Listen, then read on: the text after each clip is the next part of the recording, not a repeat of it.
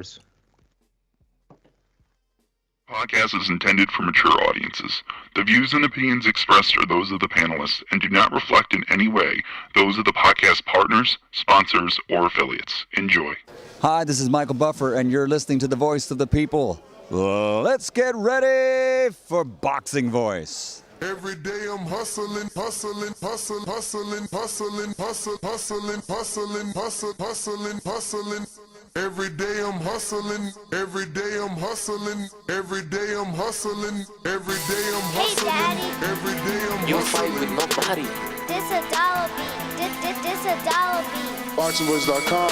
You won the belt with nobody. BoxingVoice.com. This a dollar beat. You never gonna get the fight, man. You're a horrible fighter. BoxingVoice.com. Payday. You want payday. I know that.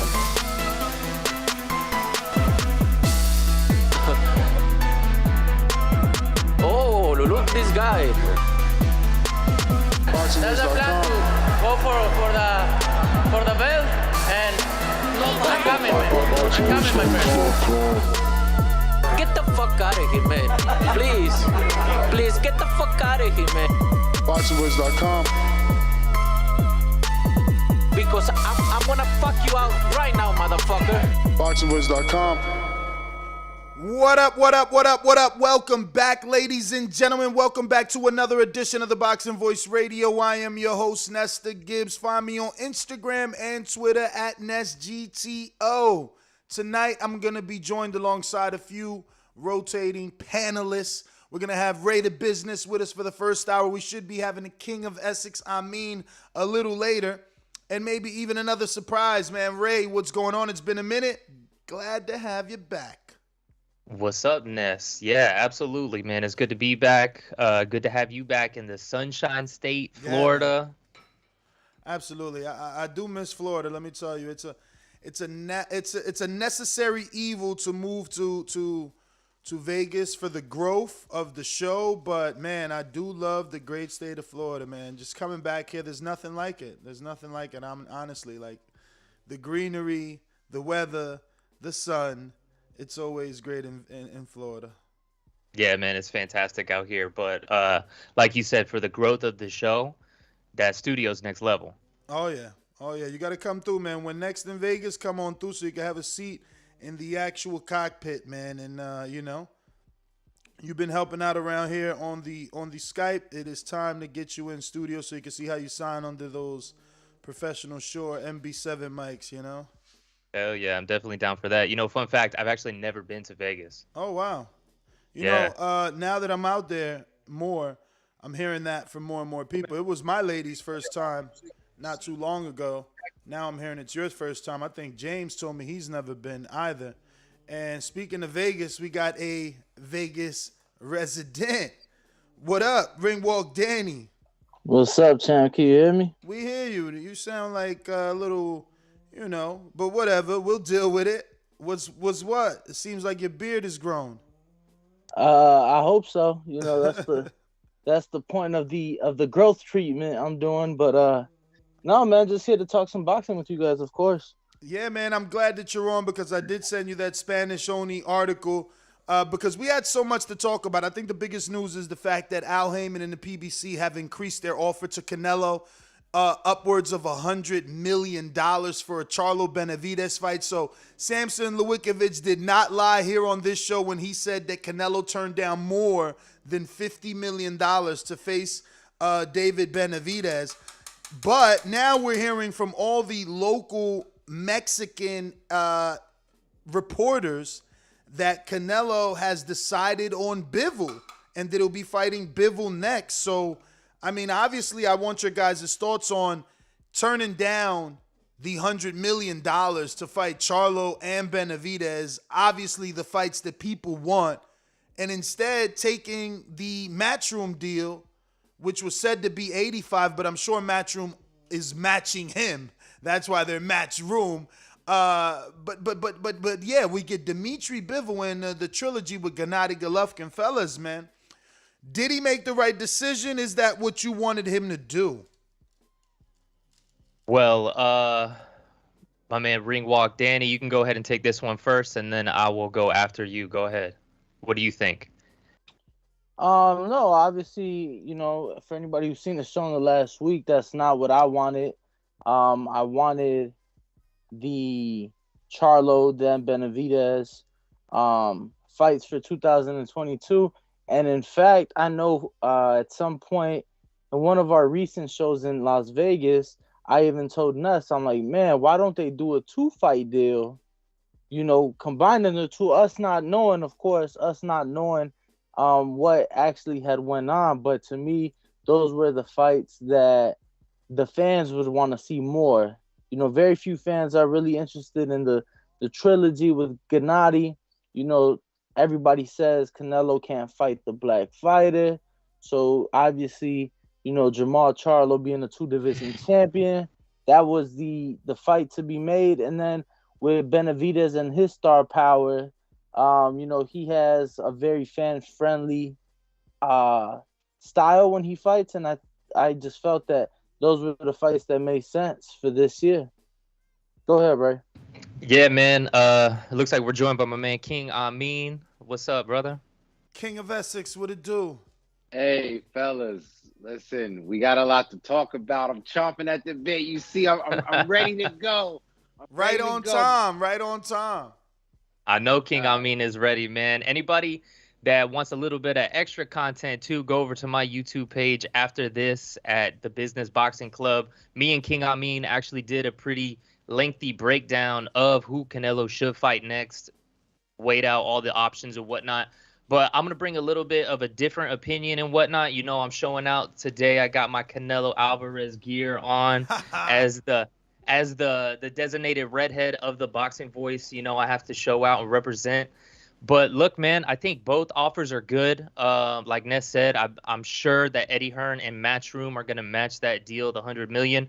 But it just comes down to, do you want to move forward at 175 pounds or do you want to stay at 168? I mean, for the PBC deal, you get that Charlo fight, which is a big money fight.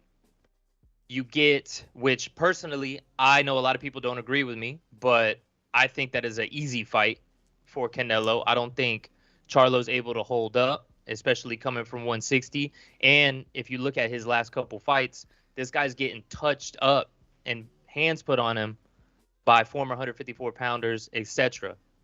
Now we look at David Benavidez. I will say that I believe that David Benavidez, out of anybody, does still somewhat have a legitimate claim to that WBC title, even though, all of the, I guess, drama and the scale and the cocaine and whatever, he still does have a little bit of claim to that WBC title, and there's still a little bit of unfinished business at 168 pounds to claim supremacy in that division, instead of fighting a Charlo moving up to 168 or a Triple G moving up to 168 for that trilogy fight.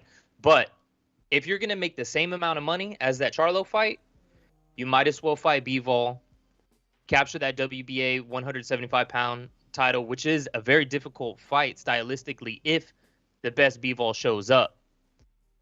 But the Triple G fight, I think a lot of people, what Ringwalk said, a lot of fans don't want to see that. I might slightly disagree. A lot of hardcore fans don't want to see that because we know the outcome. I feel like a lot of casual fans are going to want to see that fight too, and I think that sells also. But as far as... Do we really know the outcome, though?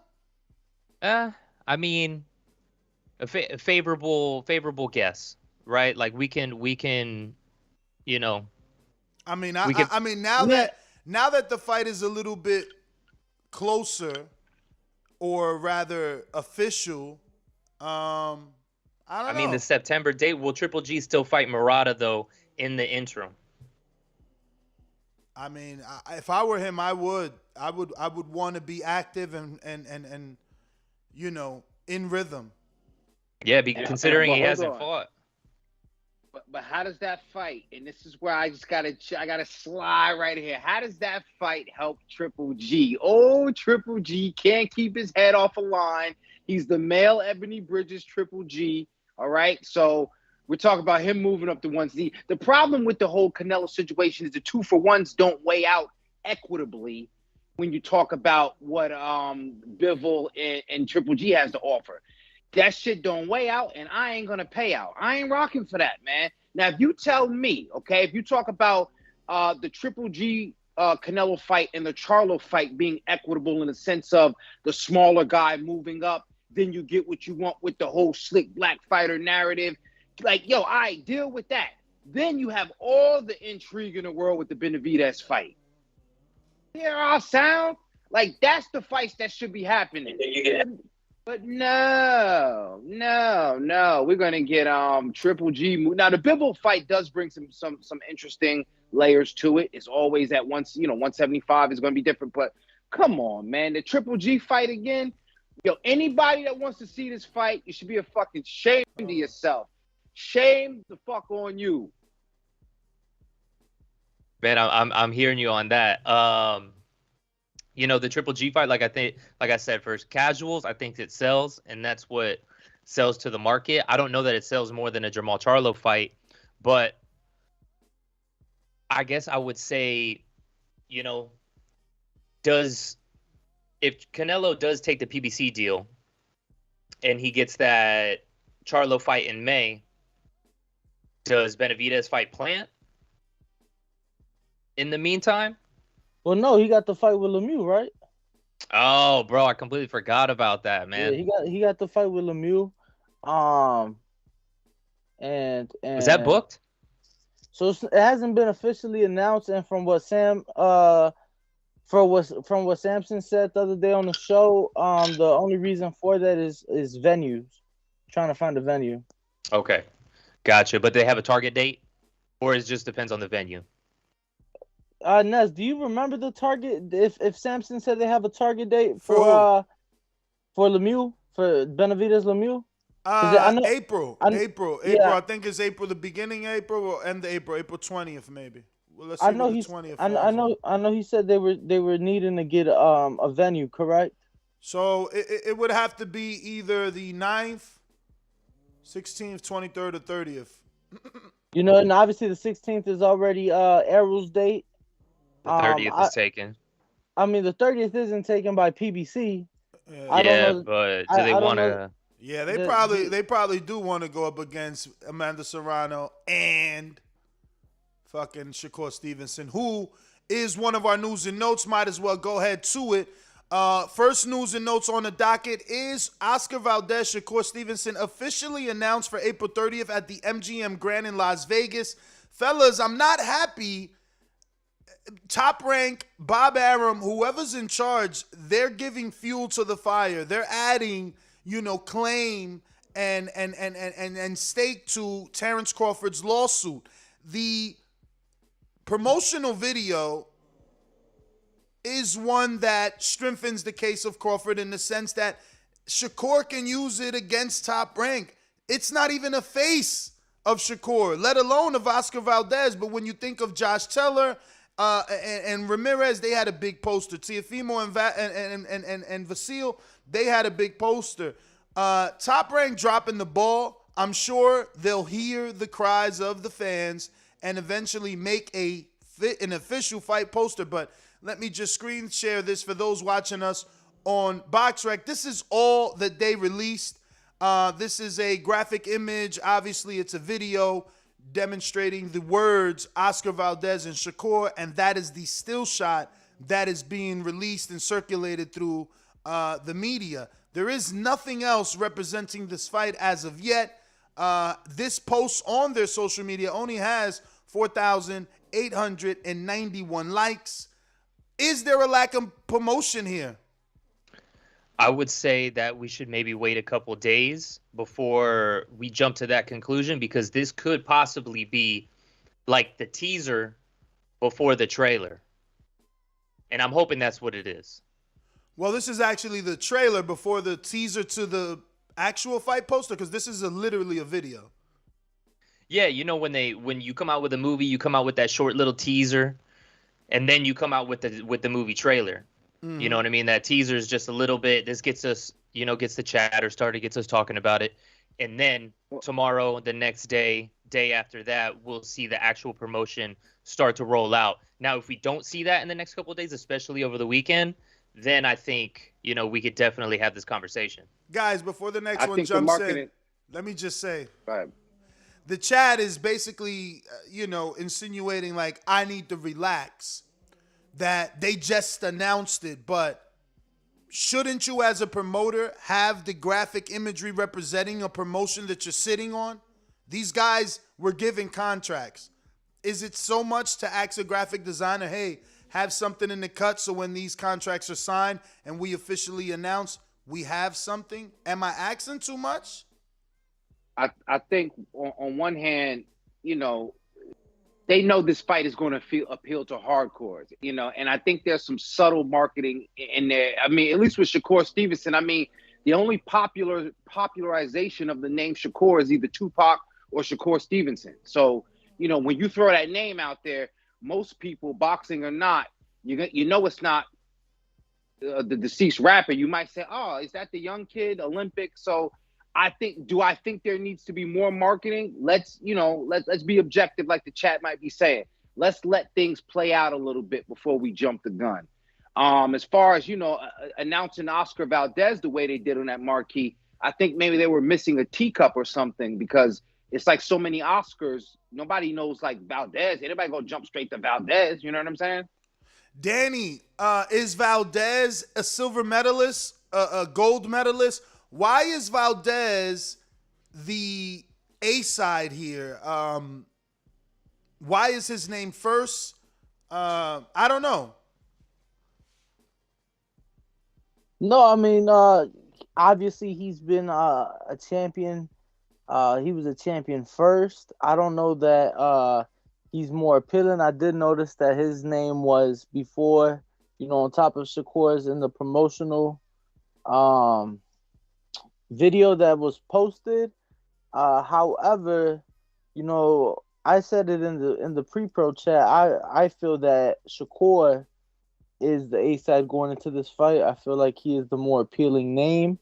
I feel that he is the bigger household name amongst the two. But, the thing is that Oscar, whether you like it or not, he has a country behind him.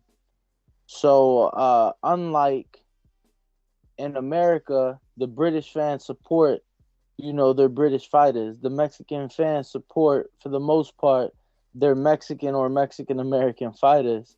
So, I don't know that I necessarily feel that Valdez is the A side. One thing I will say, though, I really hope they put a lot more into this fight than they did Shakur's last fight against Jermall Herring in Atlanta, because I truly believe that Top Rank saw the success that Gervonta had in Atlanta, and they felt, well, we have Shakur Stevenson, who, he's friends with a lot of these artists, with a lot of these athletes, and they didn't do their job. They didn't do their job, and they thought that he was going to just sell it out himself because he was black and you were putting him in Atlanta. Let's be real. No, they didn't promote. That's what it was. That's what it was. But, yeah. It's unfortunate, man, that they've been doing this for so many years but continuously drop the ball, The issues are that we don't know the economics, the wins and losses. So that's why it looks like they're dropping the ball. But for all we know, they're making money even when they're losing money. One thing I could say about it, though, I think, we give it some time. What we've been seeing lately is sometimes even the fights that we consider big, it's like that week, the second week out, that's when things kind of really heat up. You might hear it on the radio locally or see a few more commercials on affiliated networks. So, I think, we that's been following on social media, the hardcore fans, people that's on Twitter looking for this news, like we're heated up and we're looking for it. But I think, give it some time. It should create. Listen, the other part we got to look at it too.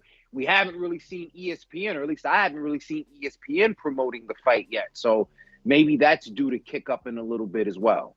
Well, the fight hasn't even been officially announced, so I don't expect any promo. No, this is the official announcement. It's officially announced. to me, the official announcement would come because Top Rank hasn't posted it. Yes, they did. Oh, did they? Yeah.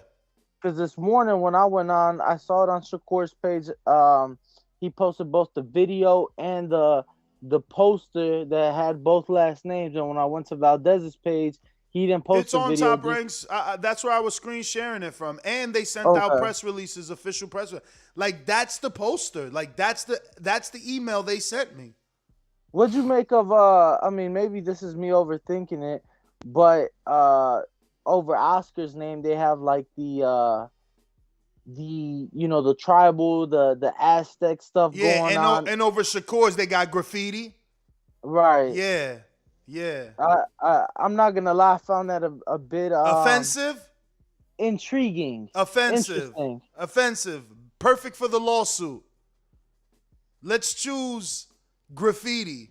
They're not doing themselves favors over there. Something that's commonly associated with vandalism. Something that's commonly seen in the urban community.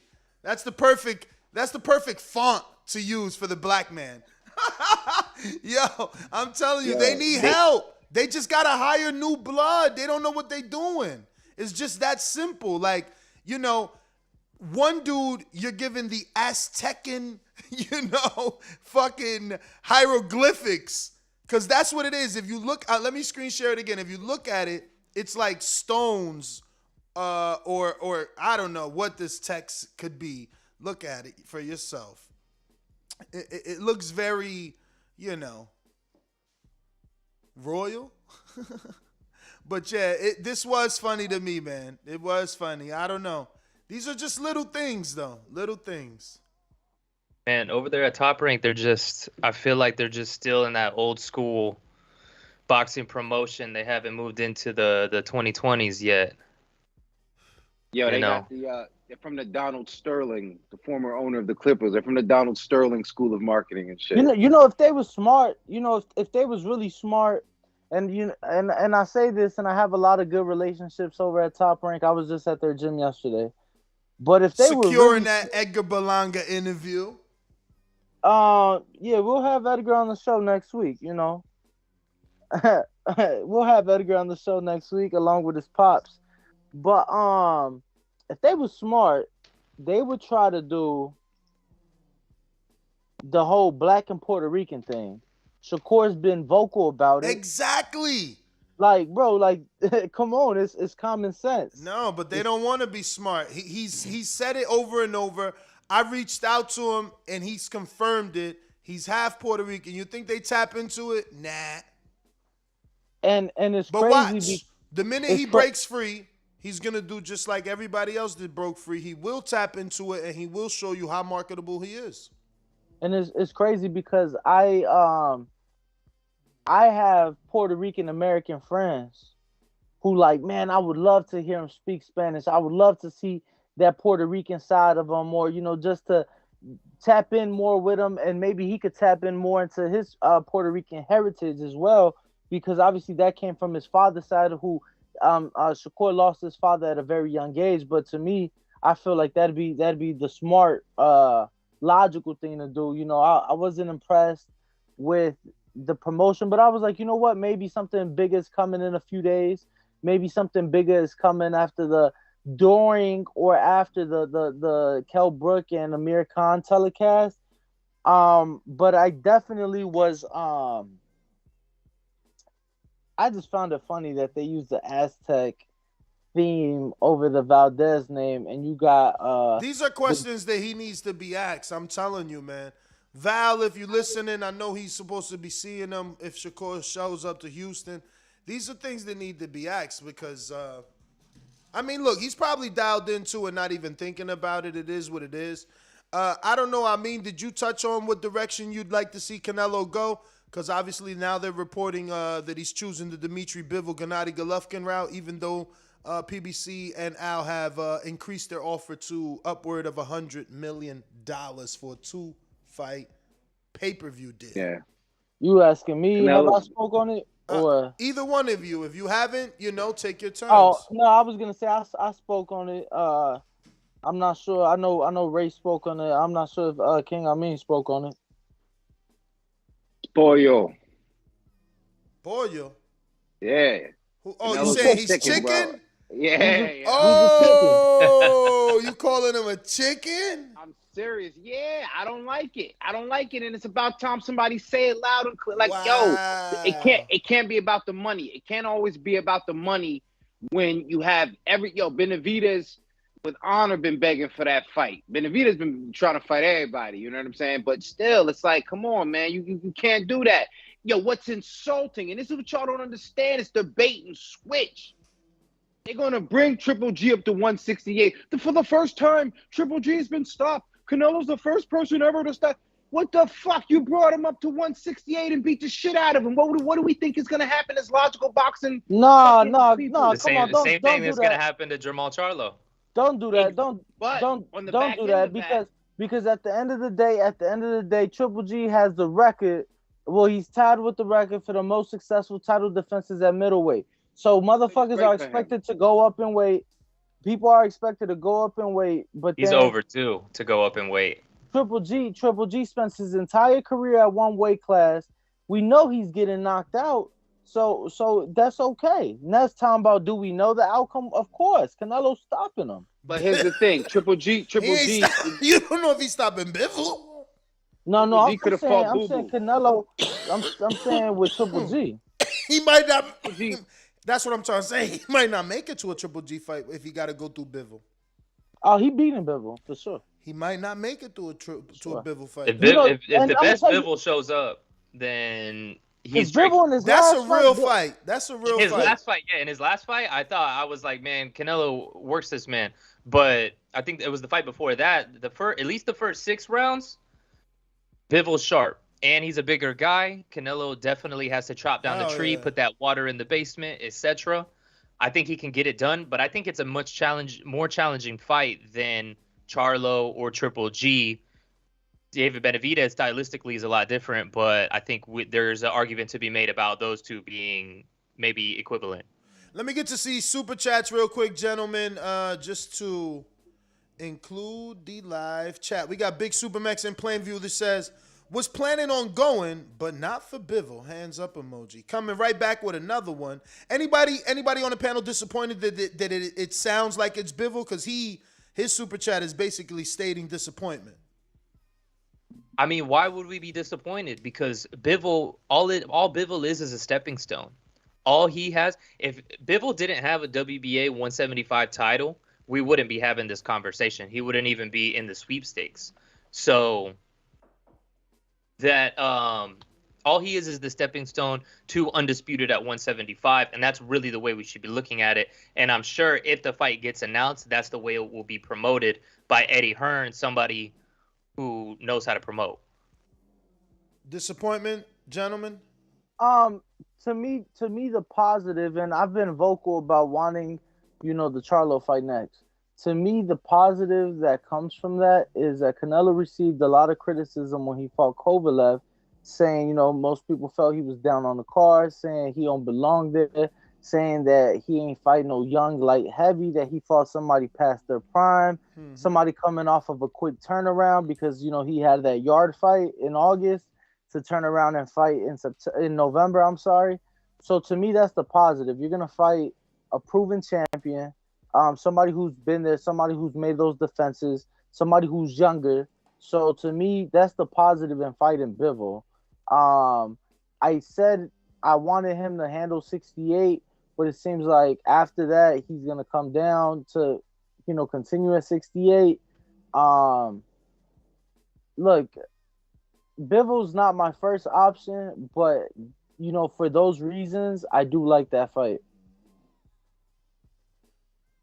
Yeah, real quick to what you said, and then I'll let you go, King. I mean, real quick.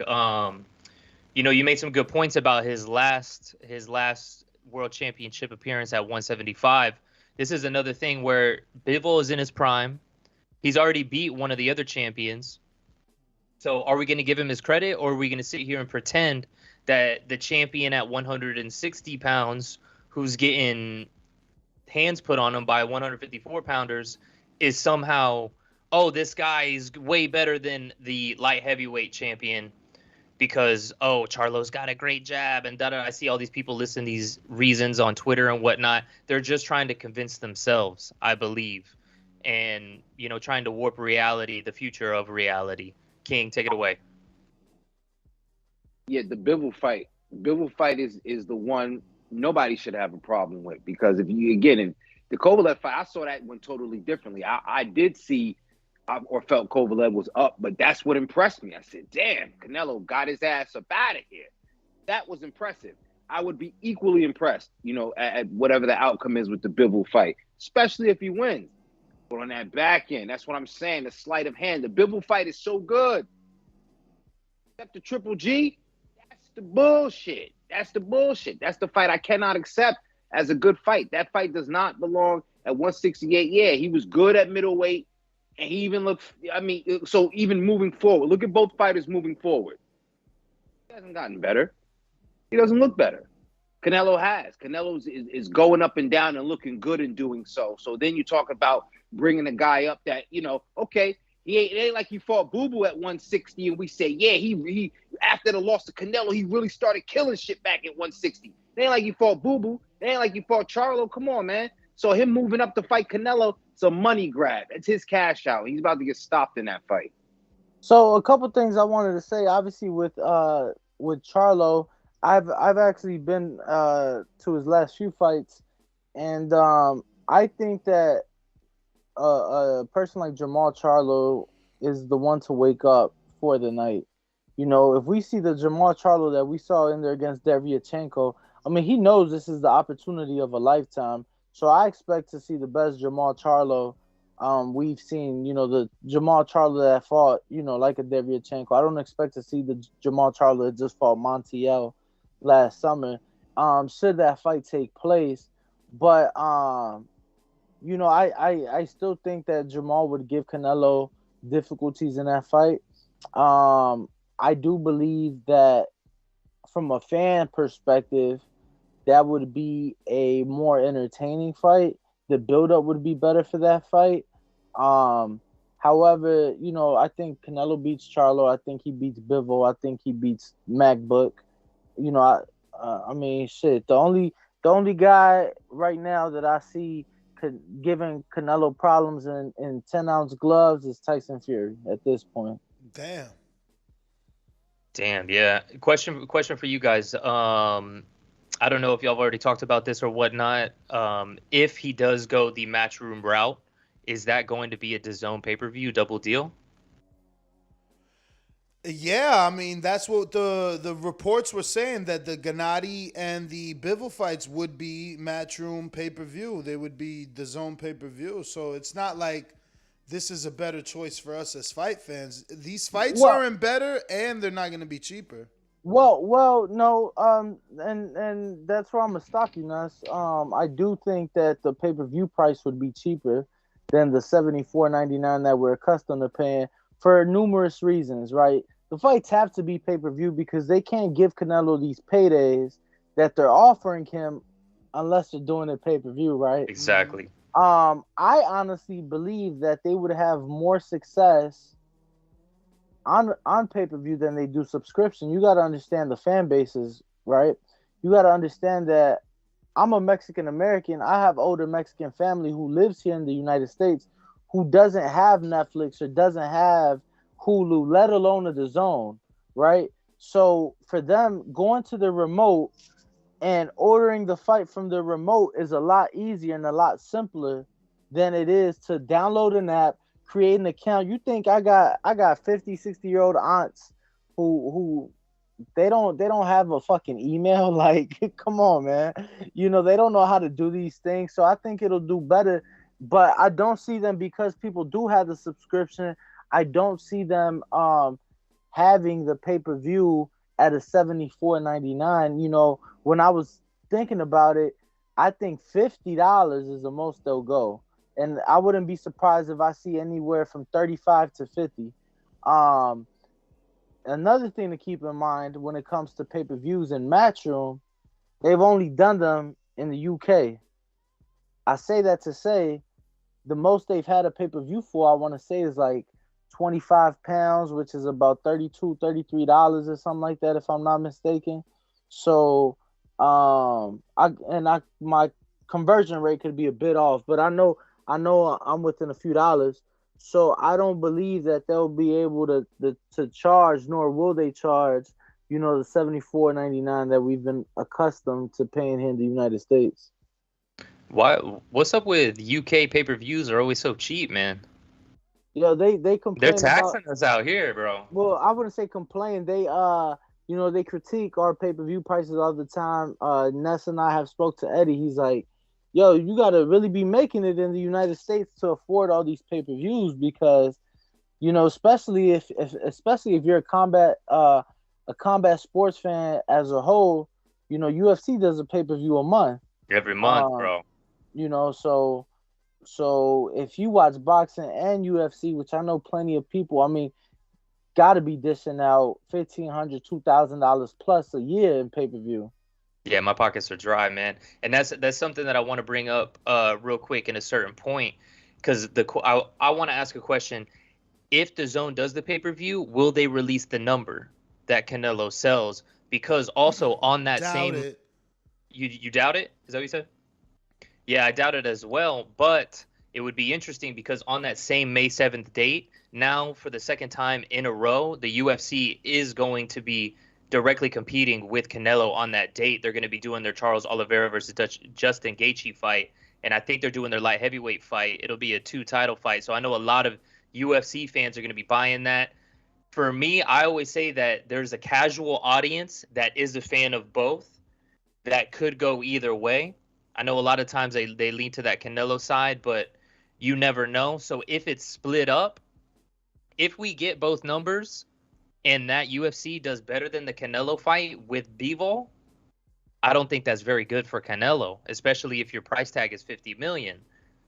I think he definitely outsells them with a Jermall Charlo fight, though. Let's not forget. Canelo just fought Caleb Plant, and what UFC card did it go up against? It went up against the second biggest UFC card of the year, and Canelo still did 800,000 plus pay-per-views. You get what I'm saying? Yeah, but that was Caleb smacking Canelo, man. No one's ever seen an A-side get smacked before.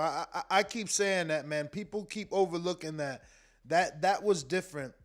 They wanted to see what was going to happen. I talked about it too, man, because I watched the MMA media like this, shows like this, but in the MMA version of basically the Boxing Voice. And even these guys were like, yo, did you see the Canelo?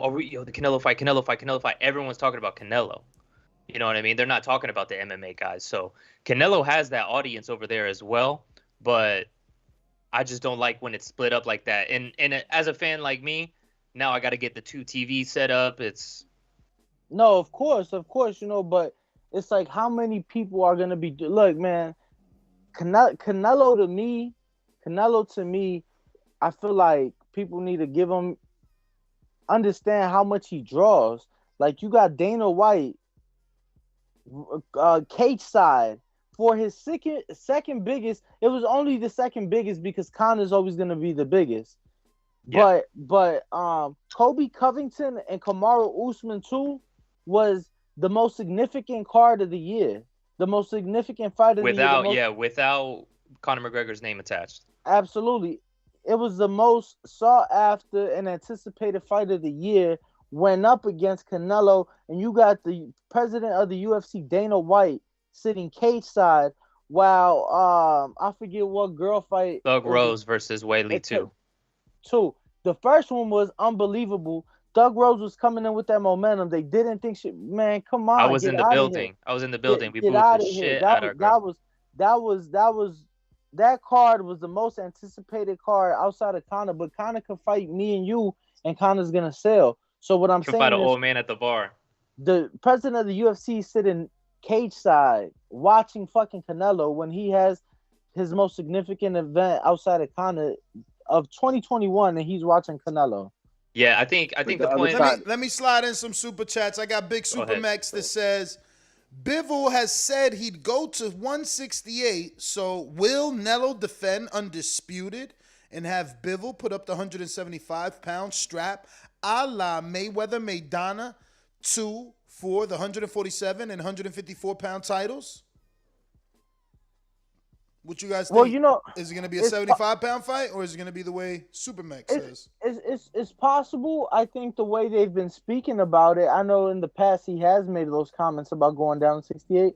I do think it's possible, but I feel like the way they've been speaking about it, it's almost been like, okay, yeah, we'll go up to 75 to fight you for that. But, you know, we just saw it recently in Gervonta Davis and Leo Santa Cruz. So, you know, it wouldn't shock me. However, you know, those was a 35 pound title for the WBA that Gervonta had. That was a regular title.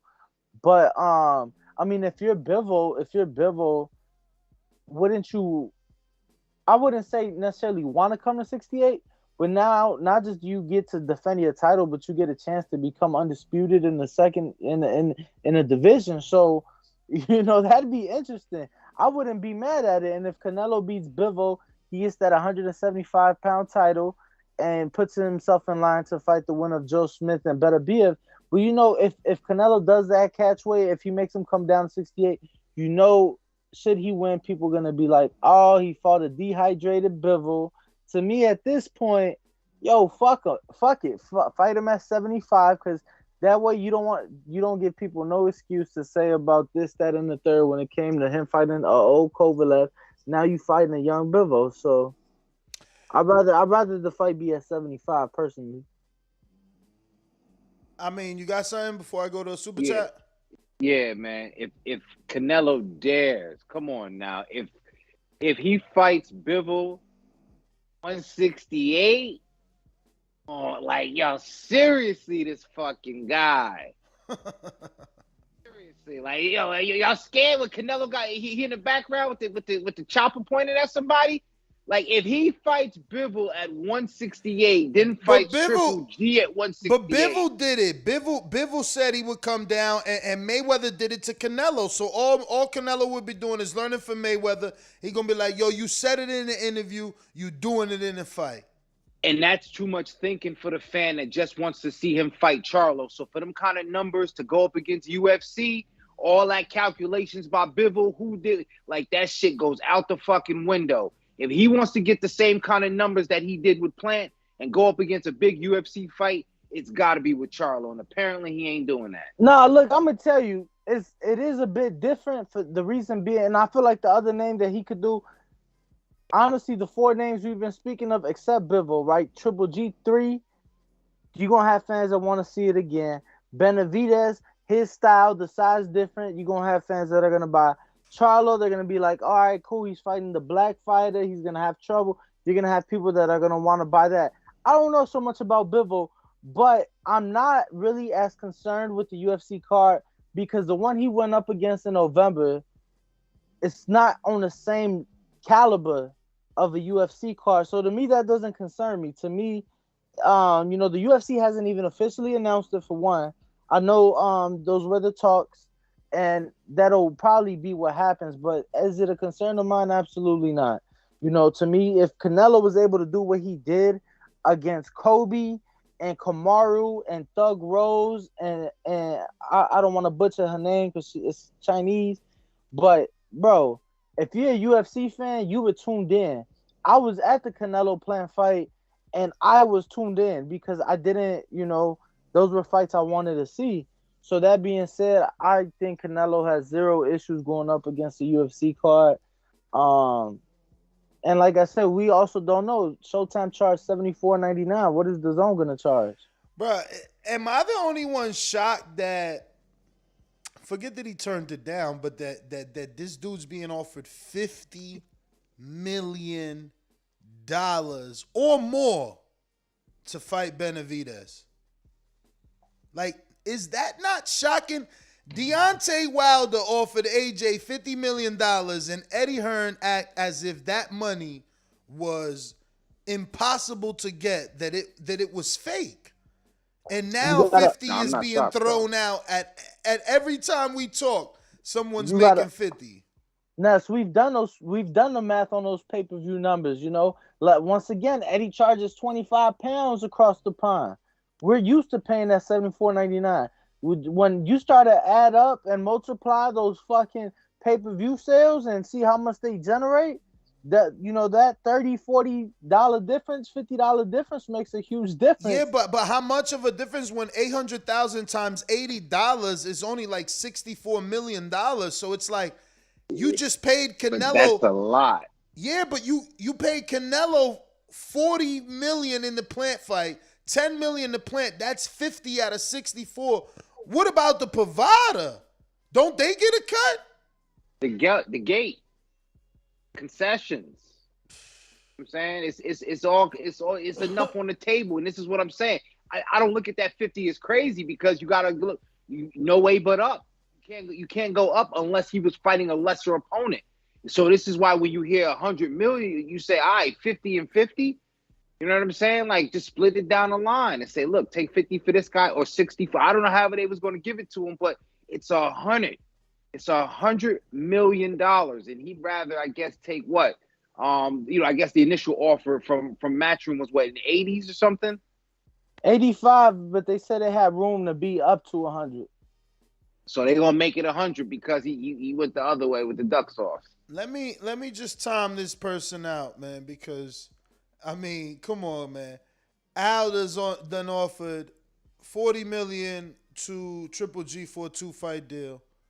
Paid Canelo $40 million plus pay-per-view upside for a Plant fight. And now been reported that he offered over 100 for the 2 Benavidez fights, with Benavidez and Charlo fight. And I still got people talking about Wilder's $50 million was fake, man. Like, listen, bro, we don't want you here, man. I don't need you here. Go watch somebody else's channel, please, man. Like, Jesus Christ. But fellas, man, let's wrap it up on that. Obviously, Canelo is the big fish. He's gonna do what he wants to do, and we're just gonna sit around and wait. There is a super chat that I want to get to because it kind of segues into the next topic. And it says, if Linares wins, he'll fight Ryan this year before Devin or Tank. Khan versus Brook is 2 glass cannons. Can't wait. I want Broner versus Khan next, not Josh. So the first part of his super chat is Linares. Linares on the schedule for this weekend, ladies and gentlemen. He's going to be fighting in Russia February 19th. That's Saturday. He's going to be taking on Devin Haney, victim, and WBC highly ranked Zaul Abdullayev. And Linares is the B-side going to Russia for this fight in a WBC lightweight eliminator. So the winner definitely puts themselves in position. No, definitely. And Linares actually signed with that Russian promoter that is putting on the event leading into this fight. I'm not sure if it was like a 1 fight, but I know he signed. I know we spoke to Bill Haney about it. It's interesting, right? Two past victims of Devin Haney. Completely, totally different outcomes. I was in person for both fights. The Zaire Abdullayev, that was September 13th, 2019. And, Haney fucked him up pretty bad in that fight. Versus in the Linares fight, a lot more of a one-sided until Linares caught Haney in that 10th round. So against the common opponent in Devin Haney, obviously different outcomes in the sense of the way the fight finished, but they both lost. I did see he was a B-side, which was pretty interesting, but he is going obviously to fight the Russian fighter in his own home territory. So a fight that will be shown on ESPN Plus.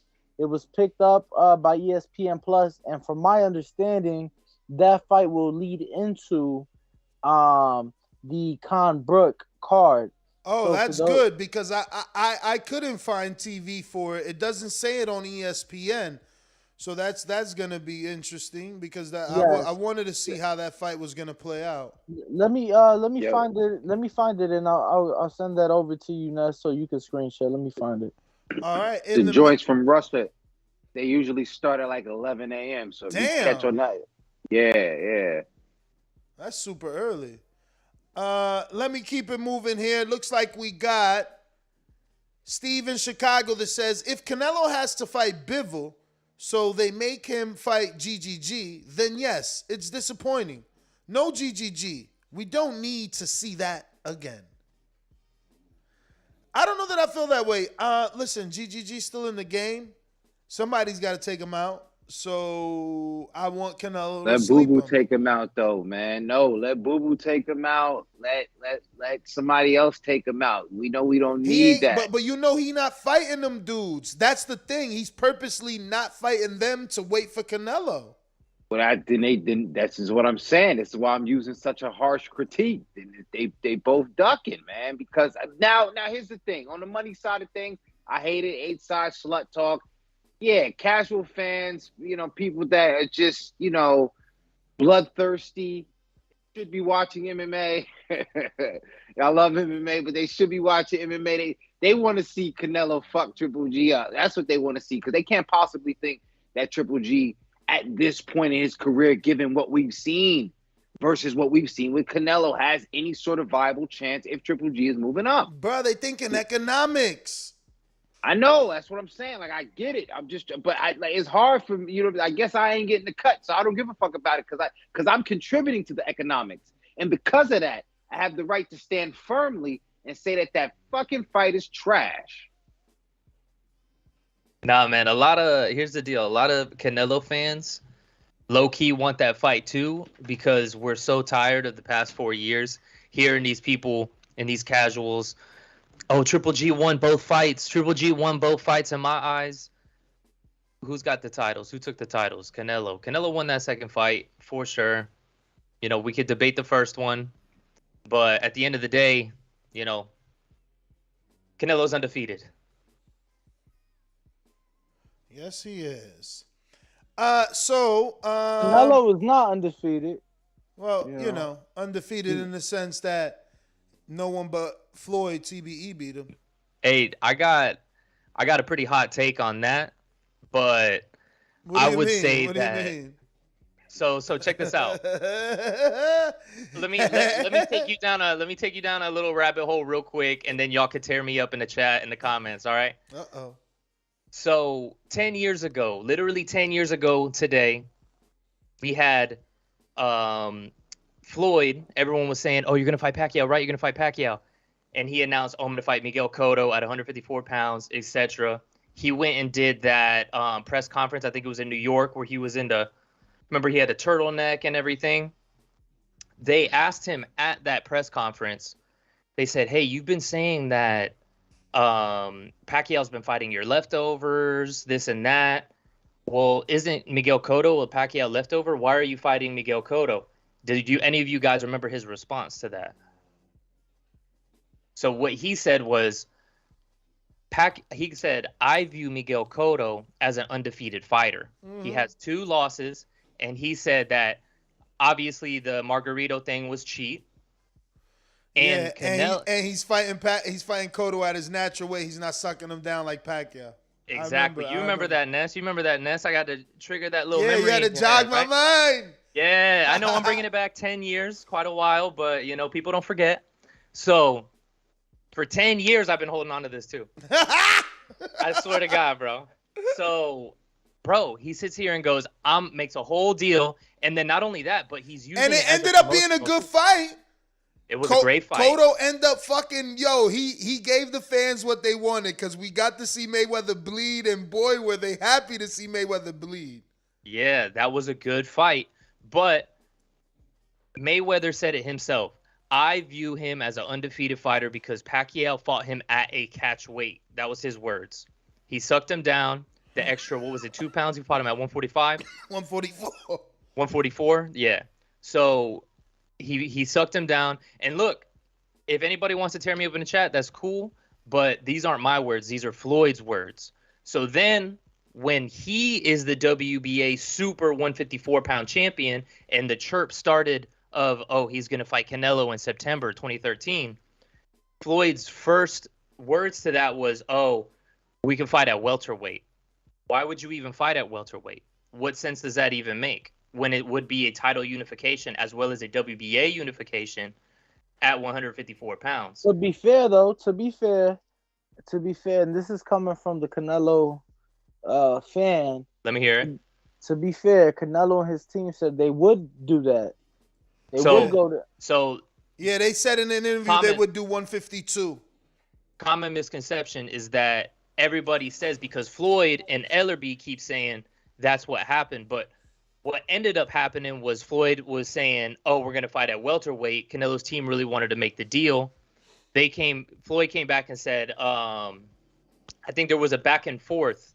After that, he gave a little bit more and said, "Oh, how about 150?" And then they said, "No, we're not going to do 150." And then they finally said, then Canelo's team came back with a counter offer and said, "Oh, hey, we'll counter you at 152 instead of 150. We really want to make this fight. We'll counter you at 152." And remember, at the time, Canelo was at 154. He was slowing down considerably in the later quarter of those fights. And then in hindsight, his next 5 fights after that Floyd fight were all contested at Canelo weight, 155 pounds. Cotto weight. What? Cotto? How's that Cotto weight? Yeah. 155? Yep. Wasn't the first fight at 155 versus Cotto? No, he fought. I want to say he fought. Angulo? He fought Angulo. He fought Lara. He fought Lara, and it was titled Honor and Glory because that WBA regular championship 154 wasn't even on the line. And then he fought Miguel Cotto at 155. Then he fought Amir Khan for defense at 155.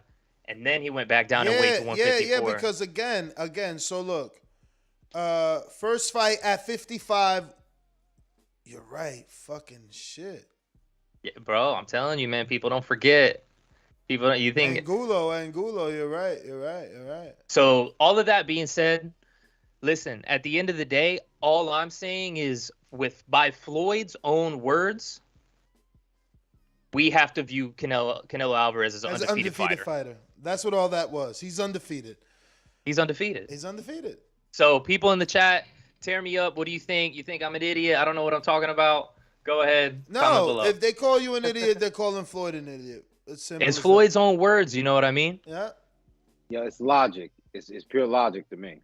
Yeah. So remember that going forward, TBB fam. All right. So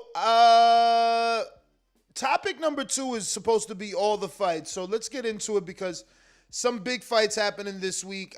I'm hoping I can do all these live fight chats. I swear to God, I want to see this Zahir Abdullayev, Linares, and I will. No, let's do it. That starts Vegas time at 6:30 a.m. I'm with it. Let's do it. 6:30 a.m. What? Saturday. Saturday. I'm with it. That's 9 a.m., 9:30 my time. I could definitely do it. That being said, the other one that is a must-watch is Jaime Munguia versus Big Meech, Demetrius Ballard. I'm going to pick Jaime Munguia. I'm also going to pick... I want to go with Linares because that's the name I know. And people try to act like Abdul Zalayev, whatever, isn't good. Abdullayev. But now I don't even know who to pick, right? Like, what if it was just Haney got the perfect punch, you know? But yeah, I'm gonna go with the name I do know, Linares, on those two. Anybody picking on that Russian fight? Yeah, I'm taking Linares as well. Solely based off the Haney fight. Like I said, I was in person for both. Linares had some success. Abdullayev had none. So I am picking Linares in that fight. I am also picking Jaime Munguia in his home of TJ to come out victorious. And I am picking Amir Khan over Kell Brook. Amir Khan's an underdog, or at least opened up as a 136 plus 136 underdog. So yeah, that's basically down the middle, though. Yeah, but I mean, it's good for you. If you pick an Amir, you're happier to have a plus than a minus. No, of course. And I'm gonna be honest with you, it has everything to do with the switch over to Bomac. Yeah. I think that he more than likely got some work in that he hadn't got in years with those guys in Omaha. So yeah, I'm doing Khan, Linares. I'm doing Khan, Linares. I'm doing Jaime Munguia. Yeah, I'm gonna go Brook. And listen, Wow, you picking Brook? Did you yeah, man. Did you hear what Bomac said? He said, "Ingle, you know that boy ain't got nothing left. That's why you ain't come to America and fight us." Yeah, man. I don't know, man. You know what? Nah, I'm tripping. I'm totally tripping. I meant to say Khan. Yo, no, you wanna know why? Cause wasn't Yo, you know Crawford went all the way out there in support of Khan, and so did Steven Nelson. Didn't my man? It was this gross thing going around on the internet. Didn't this guy drink Brook sweat or some fucking disgusting nonsense? Who? Ingle. Check on IG. Dan, is that that's how they made up for not training them for the Crawford fight? Yeah, man. The guy Ingle fucking drank Kell Brook sweat out of a fucking mug, man. It's fucking disgusting. Yeah. So that's why you going for them? No. I said for that. That's why. Pause. Nah, I think Khan. See, the difference is Khan. He gonna go for broke, and I think even if he do get knocked down, if he can definitely get back up and keep fighting. Brook, I think Brook is like at this point he might be gun shy. If he get hurt, he might just stay down. And I'm not gonna switch my pick, but I wish we was doing this after the weigh-in because I know Kell Brook has publicly said he's like, yeah, I might miss weight, and they're fighting at a catch weight of 152. So he gonna do it Jacobs. He blowing weight, man.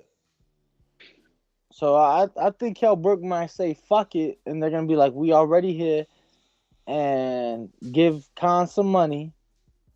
But the weigh-in should be interesting. I wish this was after the weigh-in. I'm gonna stick by Khan, but I wish this was after the weigh-in. Yeah, Khan is bad. He's the fresher fighter. Come on, my man, not running around here like Terminator 2000 and shit. Yeah, he's definitely the fresher fighter, but we know Khan, Augusta win, and he does a chicken dance. So very true. So we'll see what happens. I'm hoping I catch that fight this weekend. I'm going out for my bachelor party in Tampa. Oh. I'm gonna be out on a boat during the day, and I know that's a UK fight, so I'll be out on the boat in the morning. Hopefully, I'll be able to rally and make it back for that fight. You got the white linen time. suit? What's up? White linen suit? I'm not going that hard. All right. So. Oh, I misspoke. All the guys in the chat killing my ass. The catch weight's 149. I'm sorry. We was just talking about fucking Canelo and Mayweather. I'm sorry. Don't execute me. I'm sorry. Never mind that, man. Don't worry about it. I'm going Natasha Jonas, Paul Kroll, even though he struggled to make the weight, and I'm gonna go with Jaime Ortiz, and I'm talking tomorrow night's Orlando fight here on Showtime. You got Paul Kroll it's now a doubleheader. It's no longer even a triple header because Hemphill is off the card. Yeah, I don't know who the fuck that is. I don't know who the fuck that is, but I am picking Jonas to finally, third time the charm, to get that title at 154 pounds. So yeah, whatever Ness picked on the Orlando card, those are my picks. I'm upset I'm not going to be there, to be honest. I planned this trip. I'm going to be gone Friday and Saturday over in Tampa. So if not, I would be there because that's pretty dope. Go to another Showtime event. But I was actually looking forward to that Hemphill fight. Hemphill actually, me too. He fought a friend of mine. So, my friend was giving him some good rounds, some good work. But, I guess things happen. But we'll see. I'll probably catch that replay. For sure. What else we got? So moving into topic number 3, Brian Castaño suffers a minor right bicep tear while sparring, postponing the rematch with Jermall Charlo for the undisputed fight. Obviously, that was set for March 19th. The first fight obviously ended in a draw. Castaño is expected to be out for roughly 3 to 4 weeks. The plan is to reschedule for May or June, but it now looks like Tim Tszyu is pushing to get his shot as the WBO mandatory. Then we even seen Paco, the president of the WBO, try to insinuate that Castaño is faking it. Yeah. And Mike Coppinger quote tweeted his tweet saying some shit like, pretty weird of a president to do this. Can you pull that up, Ness? Because I saw the faces of the panel. It seems like we haven't seen this information as far as the Paco. It's in the pre-pro. I put it in there myself. I was like, holy shit, look at this. That shit don't pop up for me. I don't know why. Yeah, that's not cool, man. Listen, while we're on hot takes tonight, I'll be the one to say that all of those sanctioning bodies or all the organizations are, toss them in the bin. We should be viewing one belt, and that's the Ring Magazine belt. Ring TV belt. I don't know if we could go with that when they were purchased and bought out by Oscar De La Hoya. But here it goes right here. I know. This is the official Paco. And he goes, Castaño versus Charlo. Look like no unification will take place. Who can you blame? Probably Castaño. And then Coppinger says, wild for a sanctioning body president to critically blame a fighter for being injured. Can we go back to 3 recognized titles? So, cryptically, excuse me. I don't know. Why would the president of the WBO be insinuating such a thing? But that's probably why PBC has always had an issue with them, Al Heyman particularly, because these types of matters. Here we have a fight for undisputed. One fighter gets injured, and this president is insinuating that the fighter is making up the injury so that I don't even know what exactly should he be making up this injury for, to be honest with you. I don't know what reason he would be. I don't know. I don't. I think if, we do things a logical way, we have Tim fight for an interim title, considering, how long they say he was going to be out? Just a couple weeks? 3 to 4 weeks. 3 to 4 weeks. Mm-hmm. All right, so 3 to 4 weeks. That's another month only 1 month.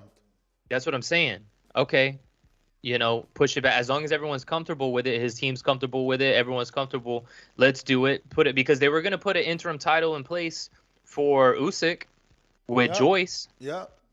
So why not do another? If we're going to be handing out, these organizations are going to be handing out interim titles like anything, like Halloween candy, then why don't we do something that makes sense? And that, I feel like, makes sense. Definitely. Yeah, but the problem with that is that now we have another champion, another chance. It's just like a bunch of bullshit, man. Just thug the shit out. Wait till it's time. But it's a champion that makes sense. I understand what you're saying, but the champions that actually make sense, like having an interim champion that makes sense, is legit. But when you have, WBA regular, WBA super duper, the French fry champion, it waters everything down. You know what I mean? Sure does. Let me slide in some callers. Hold on, Ness. It was funny though, because we were speaking about that fight yesterday, the Charlo Castaño. And I'm speaking to Edgar Berlanga's father and Mickey Bay, and they're like, "Yeah, you coming to New York, right?" I'm like, "Nah, I'm gonna be in LA for the Charlo Castaño fight." They're like, "Oh, you're whack. And it was so funny because, man, within hours after, maybe a few hours, if that, that's when I saw it. and it's, oddly enough, Ness, you and I spoke about you're it. gonna be in studio. Look at my man trying to go to the fight. Nah, I'm fucking with you, dog. I'm fucking with you. No, but it's funny because that I'm same night, I'm trying to do a fight chat. Virgil Ortiz is fighting in San Antonio, right? LA. Oh, wow. It was literally going to be like a 10-minute drive from the Charlo fight to the Virgil fight, and they were supposed to be fighting same day, same time. Yeah, man. The callers, right? Yes, let me slide in. Real quick before you get to those callers. Boys, I got to hop off for the night. I appreciate it, guys. Callers, I will be listening in for the next 30 minutes or so. So if y'all want to call in and talk some shit about my opinion on that undefeated thing, I would love to hear that. So, all right, guys, y'all take care. I appreciate it. Check me out right here at The Business Boxing on Instagram. Peace. I got a few super chats as well. I'm not forgetting anybody. Just want to slide in some callers and mix it on up. Remember to rate us 5 stars on iTunes. Subscribe to youtube.com/theboxingvoice for the latest and greatest interviews with your favorite fighters. Jaime Nieto says, I want the Charlo Benavidez fights, but Canelo is expected to unify 168, go straight into Charlo Benavidez, and then they're going to want Andre. Shaking my damn head. Yeah, but Jaime, listen, Bibble is just as tough as Charlo and Benavidez, I believe. I mean, he's a young, undefeated, 175-pound champion. I don't know why people are acting like that's an easy fight. But I'm going to K Boxing in DC. What up?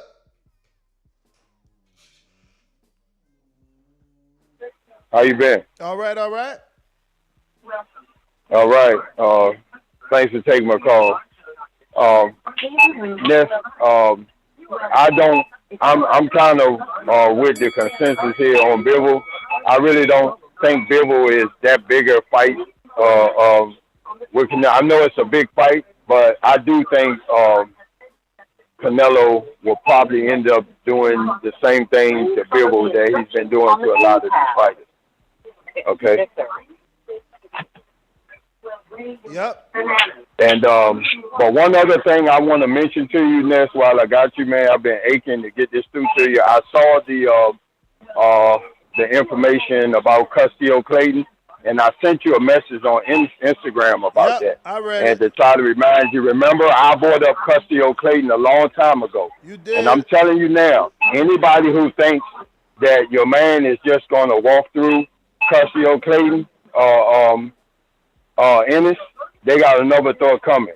I'm telling you now, you guys better tune in for this one, because Custio Clayton ain't going to be no walk in the park. He wasn't one for lifting yet. The man got defense, and I guarantee you, for the first 5 or 6 rounds, he gonna show everybody what it takes to give Ennis a hard time.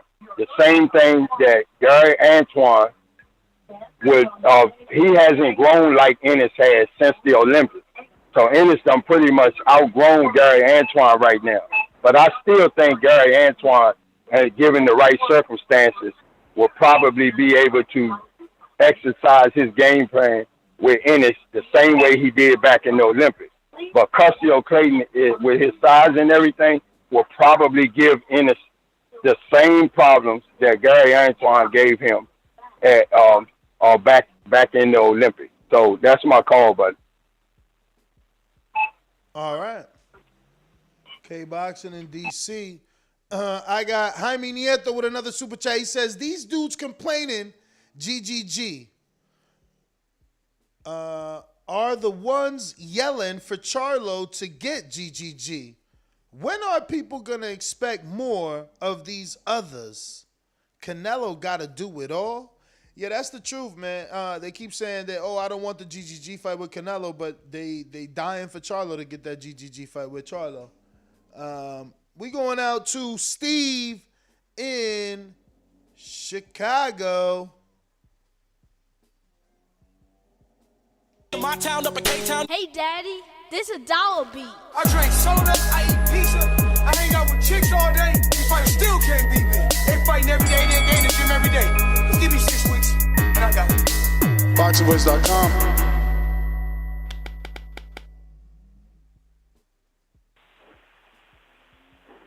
Hey, good evening, Ness. What How's up, it going? champ? All good.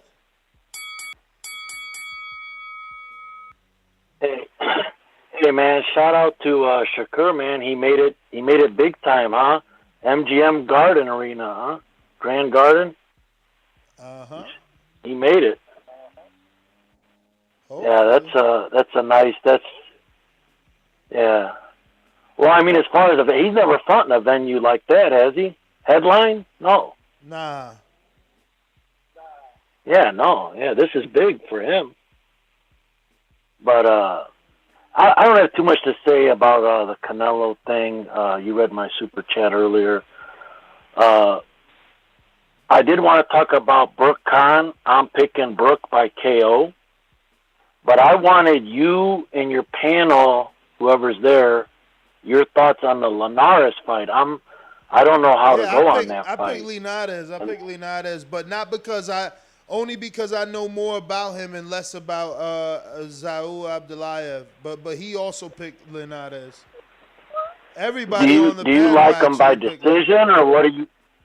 Yeah. Linares by decision? I mean, look, he's a puncher, man. But, who's he knocked out of note? But this fight's in Russia, right? It is. Yeah. But the panel, everybody, I guess I missed that. So everybody's picking Linares, huh? Yeah, that I remember. Danny, I know. Are you off the phone? Do you remember anybody not picking Linares? I think Danny's on another call. Okay. All right, that's all. I wanted your perspective on that. That's all. All right. Dan, I think he's still on a call, but damn, whatever. I'm going to Jaime Nieto on another super chat. That will be numero 3 in a row. He says, I agree, Ness. I think Bibble is tougher than I didn't say tougher. I said just as tough. Like, it's another tough fight for sure. Hey, my bad, champ. I had to take that call. No, it's all good. I just had a question. I was wondering if you remember anyone picking anyone other than Linares in that fight. Did anybody? No. Everybody that picked Linares over Abdullayev. All right, cool. Because Steve in Chicago was asking, he sprinkles some bets from time to time. I'm going out to Supermax. Tell the truth. In Plainview, Texas. BoxingVoice.com. Poloki, you are next, my friend. Por eso lo vuelvo a repetir. La era del Canelo la mejor porque peleó con los mejores. La suerte es para los mediocres, my friend. BoxingVoice.com.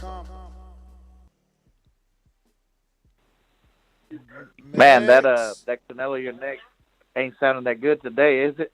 Yeah. People ain't happy with that one. I'm curious, man. I know all the YouTube attorneys are going to tear this apart, but do you think the recent legal troubles may have had an influence on Canelo kind of leaning the other way, even though they threw in the Benavidez? I mean, just because there's probably some uncertainty. I don't know. Like I said in my super chat, man, I kind of was planning on wanting to go, but it just Bibble Cinco de Mayo doesn't really seem like that attractive of a Cinco de Mayo type of event, man. That's more of a November, December type of fight. To me, in my opinion, it's not worth me taking off on the holiday weekend, especially because that's Mother's Day weekend. It doesn't make any sense. So I don't know. If it had been Charlo or somebody else, I might have headed that way. But I think I'm going to pass on this one. But not that it's a bad fight. I don't know if it's worth me going. Again, with Canelo, man, though, whoever he picks, there's going to be a side that I think Danny said it earlier. Whoever he picks, there's going to be somebody that's upset. So we just have to come to the realization that he's, as much as people want to admit it, he's on that Mayweather level where he's going to pick and do as he pleases, and flat out told us he doesn't really care what we think anymore. He's done that before, and there's always a new guy built up. So, other than that, I think Amir Khan is going to be beating the dog shit out of Kell Brook till he gets caught with something big. So he'll dominate 3 or 4 rounds of the fight, get caught, go me. That's the end of that. And other than that, man, that's all I got for tonight, man. Great show, fellas. All right, Big Max. Appreciate it. Thanks for calling in.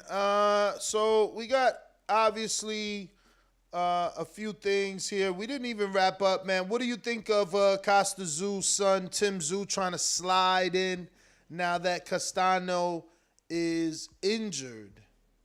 No, I mean, it makes sense. It makes sense. To look, if you're a boxer, your goal is to become a world champion.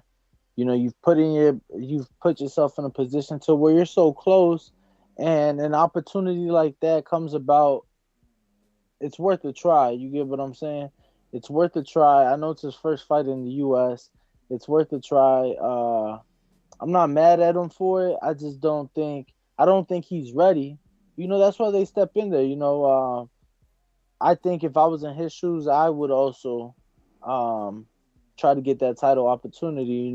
He'd be fighting in an eliminator. It makes sense from my point of view for him to at least try to get that fight. For sure, man. So we touched on Oscar Valdez and his fight being officially announced. The other hot button topic is Keith one-time Thurman saying to Crawford, where's the contract? How do you want to do business with no contract? Write it up, send it over. So this isn't what I wanted to hear. I'm doubling down. I'm standing on my ground on this. I need Thurman to get another tune-up. But you was with me. I fell asleep during the fight, so you know better than me. Does he need another tune-up before fighting Crawford? Yeah, man, I think so. I think I think fighting one of those guys in that top 10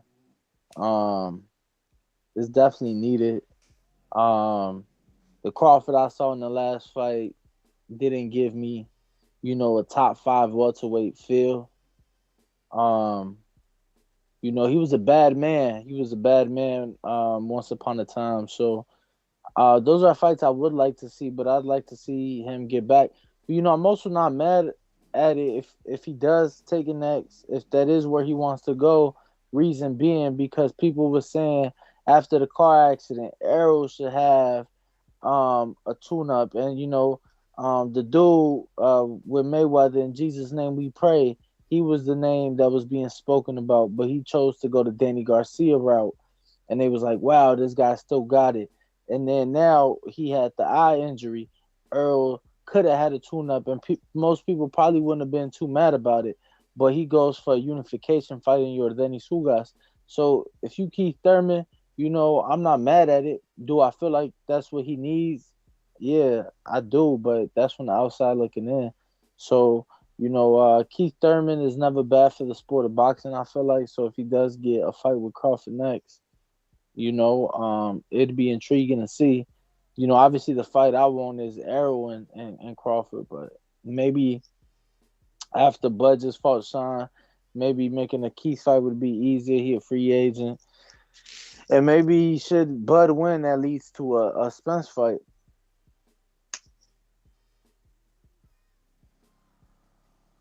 You see, I'm still stuck on this WBO Paco shit, man.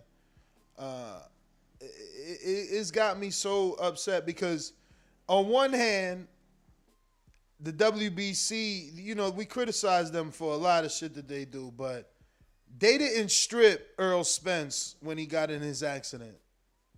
Nor did they accuse his accident of being fake. They were very sensitive of the matter and gave him his time. And Earl turned around and came back versus an admirable and worthy opponent. Not a tune-up. This has me tripping right here. Like, why would he say, who can you blame? Probably Castaño. And what I do like is that not only did Coppinger question him, but so did Dan Rayfield, who asked him to explain what does he mean by that. And obviously he did not, but WBC would have been within their right to strip Earl. Earl eventually took about a year or 14 months out the ring since the accident. So they would have been within their right to take the belt the way they did to Thurman. It's in their rules. You know what I'm saying? But yeah, they didn't. Part of it had a lot to do with the pandemic.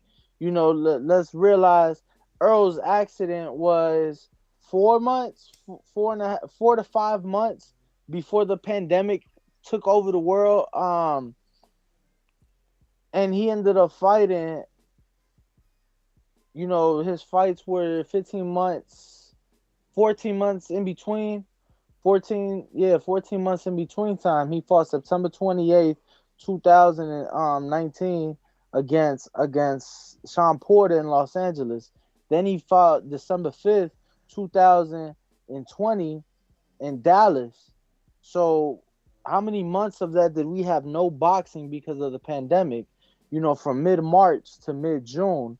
So that was 3 months of no boxing whatsoever, you know, because of the pandemic. We didn't see a big fight till Gervonta and Leo. Bro, but they still could have stripped him is all I'm saying. That's all I'm saying. They still would have been within their right to strip him, and they didn't. This guy doesn't even know what's going on. He hasn't even, he shouldn't be on social media. If he's questioning anything, he should be asking Castaño's team for proof. Not being on social media saying and insinuating that he should be to blame. It's just irresponsible. No, for sure. It's a bit reckless, honestly. It's a bit reckless. You know, because the accusations just came out of left field, and you know, it gets people to wonder, especially for it to be somebody of his stature. Like, does he know something we don't? Yeah, man, I don't know. I don't even know that he knows anything we don't. I think that he's, you know, his accusations need to be, he needs to clear them up. No, for sure. But what I'm saying is, because he has now made those comments in the form that he did, it gives room for people to question it. You know, I don't believe that he knows something we don't. But now he just opened the door like, oh, come right in. Let's speculate because I made these irresponsible comments. For sure, man. We're saying that because there's no public proof or anything to suggest, you know, someone to blame. You know, like, why would you say Castaño? Like, people get injured in training all the time. All the time, especially from sparring, bro. It's just crazy to me, but we got some other news here to touch on. Lomachenko's manager on Kambosos' fight, and I quote, "I have a very good feeling that the fight is going to happen." So Kambosos, Lomachenko becoming more and more a reality. Devin Haney's still saying that he'll take the same offer as Lomachenko for the Kambosos fight. But it looks like we're getting to the final hour on this one, man. Where do you think Kambosos leans, Haney or Loma? You know, I've said it a lot off camera. What I wanted to happen next and what I thought would happen next was never the same. You know, I wanted Haney to get that fight for undisputed. Yeah. He has 1/4 of the lightweight title. You know, to me, that's the only logical fight next. But I just felt that what would happen would be what we're seeing with Loma. You know, and there's no denying that on a worldwide level, his name is a more known name than Devin Haney. But, you know, it's the unfortunate truth and reality that we live in this sport of boxing here. So it looks like it'll be Lomachenko in June. down in Australia in front of a stadium that holds 50,000 people. Yeah, man, it is unfortunate what's going on to this guy, man. He's being, kind of frozen out. I got Mad Bent 100 with his daily campaign to help Rashidi Ellis. And he says, Golden Boy, free Rashidi Ellis. Danny, next time press that black sheet. You can't press it. You got to hang it better if you want it to look better. Hey, look, I was texted like 10 minutes before the start of the show. Oh, so I'm actually right now. I'm actually in my walk-in closet, and I got a black cobija hanging over me. But look, man, I had to move clothes out the way that I had hanging to fit this. Call your trooper, man. You got it done. That's all that matters, man. We here, man. Come on, man. When you back? I'm back Wednesday or Thursday, man. Wednesday or Thursday. Right. I got Jaime Nieto with another one. He says, I'm picking Khan. In the face-off, you see Khan getting in Brook's head. I think Brook is going to go into the fight too emotional. Emotional damage? Mm-hmm. Yeah, man. I don't know. I think, like I said, I picked Khan. But I wish I could have made the pick after the weigh, and I'm telling you, bro, seeing the comment that Kell Brook made saying, yeah, I'm probably not going to make weight or something along. I'm like, whoa, what's going on here? So it makes me wonder, like, is he going to not really try it that hard to make the weight and just going to say, fuck it and give up some of that purse? Word. Let me get to Hawk in Maryland. Yo, what up, Ness? What up? Ain't too much. And who's that with you? Danny Alvarez, a.k.a. Ringwalk. Danny, yeah, that's it, Danny. Danny Ringwalk. All right, my man, what's up? The Kell, man, has everybody forgot how good Kell Brook was? This dude was phenomenal. He had that 1-2. Kell Brook, man, gave Earl a good fight. You know what I mean? That was a good fight, man. But Kell Brook was a legend out there at one time. He was like the best welterweight. At one time, he was like number 1, 2, something like that. But anyway, to make a long story short, I'm going for Khan. And the fight was talking about He said all of that. Go ahead, bro. As far as Benavidez, yeah, because if Kell Brook don't get Khan out there in the first round, second round, he's too emotional, bro. He's going to get tired. He's going to get outboxed. And, I don't know if Khan can stop him or nothing, but I just got Khan as far as, especially coming in with Crawford and them team, he's going to be feeling himself. So if Kell Brook don't get him early, Kell Brook ain't going to beat him. I don't think he's going to beat him. He's going to get outpointed. But you said Thurman wants Crawford.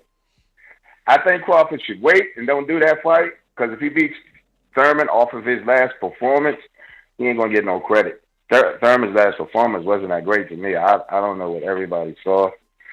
I think he should have been able to wipe the floor with dudes, but he boxed, he stayed careful, and he got hurt with a body shot again. You don't want to be in there with Crawford dealing with body shots. You can't deal with body shots. You can't fight Crawford. I just don't believe he can do nothing with Crawford. Maybe, but I don't know. But the Canelo jump. So Canelo got offered $100 million? Yep. Oh, okay. So Charlo must want to come up then. But Charlo's still at 160. Well, he ain't take that money. He went another way. Oh, he's going on over to what's the dude's name? Bibble. That's going to be a harder fight. That Bibble fight is Bibble, however you pronounce his name. The dude is a big size Mikey Garcia. He fights like Mikey Garcia. He's a big Mikey Garcia, and I just think he's a dangerous fight for Canelo as far as points. He's not going to just wilt. The dude got talent, so if he's going to fight him, that's going to be a fight. I'm gonna have to watch that one for sure. Anyway, that's my call. Great show. Ness, Dan, and Brandon, I'm out. All right. Thank you for calling in. We going out to... Only time y'all see me in Rays is when I turn into the Bronze Mama.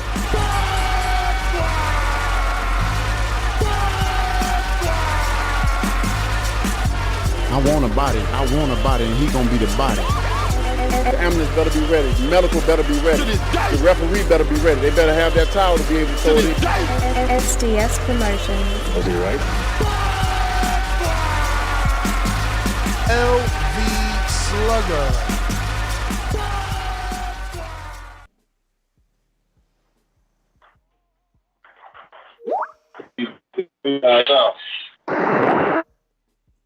What up? Hello. LV, what's up with your Bluetooth, man?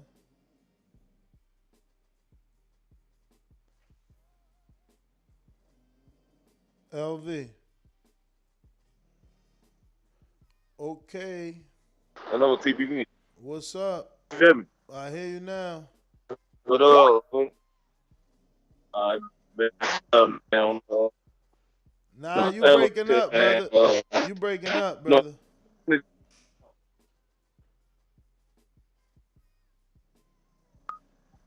Hello? Yeah, that is a no-go. That is a no-go. I got Jaime Nieto, actually Mad Bet 100, who says Brook versus Khan equals dead men fighting. Khan wins the zombie fight. Brooklyn Jew is coming through your town. Let's get to it. When you see old dirty bastards in a position like that, then you know they don't get ready to bust you. I love my TVV, comrades. TheBoxingVoice.com. Listen, man. What? Goddamn spider crab, goddamn Shao Shane. That's all I need. And I'm good. SDS Promotions.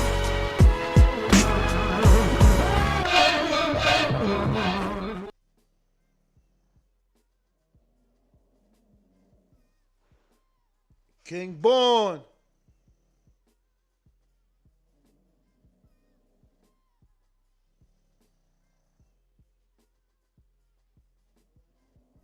No King Born. All right, we're going to James Benitez. SDS Promotions. Real hate, man, that's like an art form, man. You know, it's like you like a born a hater, you know, like myself. Man, you know, I really don't care about this bullshit shit, man. I'm here to tell you right now. Bruce needs to just hurry up and just fight somebody that we actually give a damn about. We don't care. We don't care. Charlo with the little Instagram post or whatever with the signed signature. Man, there's no way in hell he signed up to fight no Canelo, man. Two other knockdowns that Wilder been knocked down and the footage been scrubbed off the internet, man. We all know that too. Winner of the 9th annual Player Hater of the Year award is James Benitez. I know what's coming this side. I think I deserve that award too, man. Yo, what's up, Ness? How you doing, man? All good. What's up? Shout out to Ringwall Danny and King Amin still up there? Or he took off? Nah, he gone. He took off. Okay, cool. Well, yeah, man.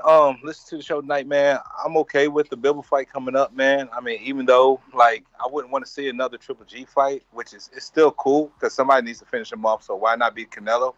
But I would rather probably have a little bit more intrigue and maybe like, you know, Chris Eubank Jr., you know, throw a little spice into it or whatnot. Since he's not going to fight Boo Boo, might as well throw a true slick black fighter in there. Like you said, the second coming of Roy Jones Jr. might as well be Chris Eubank Jr. On to the Devin Haney saga, man. I feel bad for him, man. He is definitely getting blackballed from it, man, because if he's willing to openly take the same offer as Vasyl Lomachenko, he should definitely get the fight.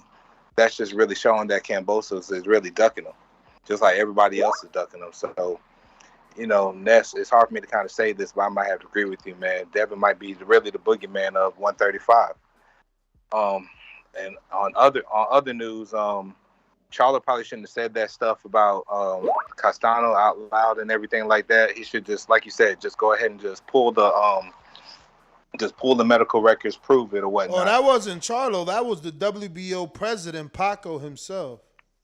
Oh, really? Yeah. Jeez. Okay. Jesus Christ, man. Well, shit, man. Well, I guess we're just gonna wait for that fight to happen, man. I think somebody did mention, what's that, Hawk that said Bud would get discredited if Bud beat Keith Thurman or something like that after that performance that he had? If he, I guess that was Hawk. I think that was Hawk, man. Well, I strongly disagree, man. I think Keith showed that he still is pretty sharp, showed that he can move pretty well. I mean, you know, Keith is Keith, and I still think that'll probably be one of the best fights in the division. And it sucks that every time Crawford beats somebody, man, he's getting discredited, man. You know, I'm on super chill tonight, man, so I ain't throwing no wild shit out there, man. I just really think that these fighters should get a little just due. And other than that, Ness, man, hey, I appreciate the show, appreciate the content as always, man. And I'll come back in the morning to hear you again. All right, champ. Appreciate you rocking out, as always. Mr. PBC, baby. BoxingVoice.com. I'm the flyest. Canelo talking about he believe he can win. Go to my kitchen. Get the sharpest knife and cut the bullshit out. I don't care what you do good. I do every fucking thing great. Mr. PBC, baby. Yo, shout out to Porterway. I'm glad he goes back over there. He didn't make no damn sense, man. Undefeated. So Canelo's undefeated in this? Yeah. Oh. Okay. Yeah, I would like to see Canelo versus Bibble. I think that'll be a good fight. But like someone said earlier, Charlo obviously would be a bigger pay-per-view. I believe they're going to do the pay-per-view price at $75. Canelo's already tasted at $75. Why would you give him the $50? Sorry, Danny, ringside Danny. But yeah, with the David Benavidez, not David Benavidez, Devin Haney. I think Devin Haney outpriced himself. He ain't really what he say he is on the shelf. Obviously, DAZN knows that. Everybody else knows that. Gambosis is A-side, and you should respect A-side and don't switch up. Don't be like, yo, I want to fight over in America. No, I want to fight over there. No, I want some money. No, I'll take what Loma taking. You're not really ready to sit at the table, and that's what it shows. That's mainly it, man. That's my call, man. Bivol all day, baby. All right.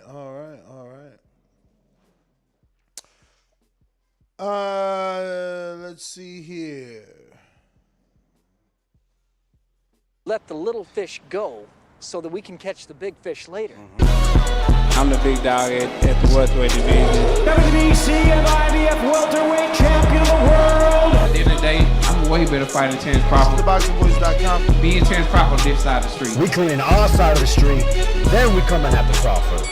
60-40 or 7-30, whatever we get. Say something else. Say something else. Big Fish Vega. Big Fish Mafia. It ain't a movement, it's a lifestyle. SDS Promotions.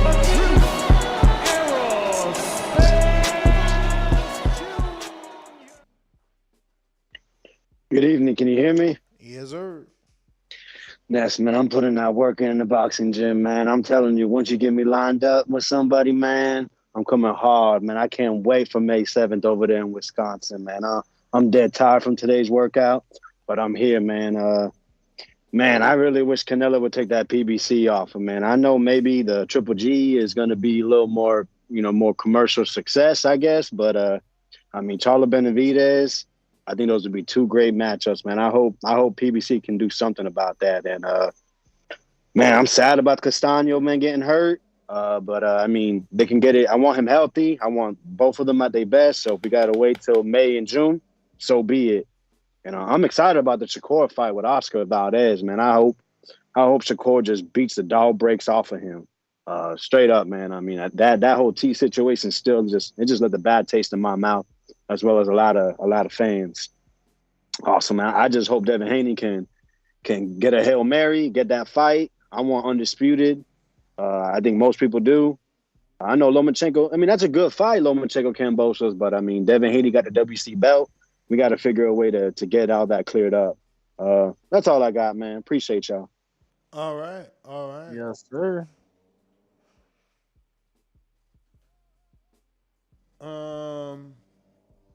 LV Slugger. What up?